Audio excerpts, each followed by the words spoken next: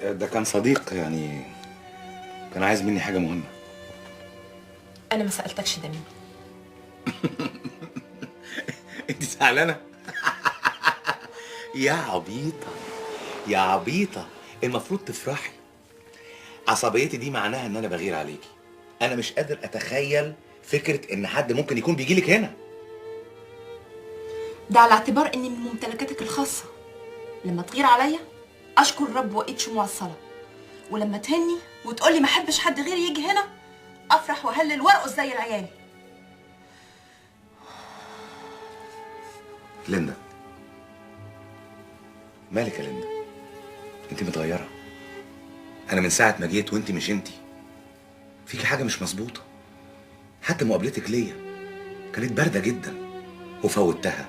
قلت يمكن زعلان علشان بقالي فترة ما باجيش. ولما قربت منك ملقتش اي تجاوب يعني. قوليلي، في حد تاني؟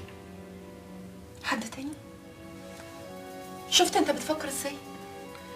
بتعاملني زي ما اكون واحده بتأجرها بالليله. ليه بس بتقولي كده؟ علشان انا حاسه كده. تقدر تقولي بقالك قد ايه ما جيتليش؟ بقالي قد ايه ما شفتكش؟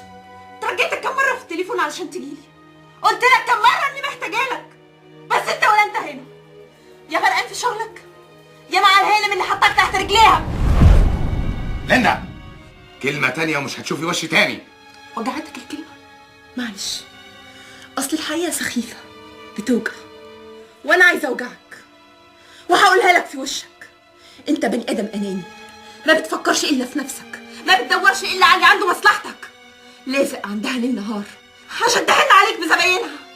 ده ينقلك وده يراقيك وده يديك مرتب اعلى، وفي اخر الليل تترمي تحت رجليها زي العبيد. لا، فوقي نفسك. انت سكرانة ولا ايه؟ انت مش عارفة بتكلمي مين؟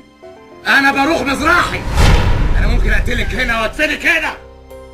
مفيش كلبة من جنس الحريم قدرت تقف قصادي ولا ترفع عينيها فيا ولا تستغنى عني ثانية واحدة. احفظي الكلام ده كويس يا حلوة، ومش عايز اشوف خلقتك تاني ولا حتى صدفة. فاهمة؟ ولا حتى صدفة.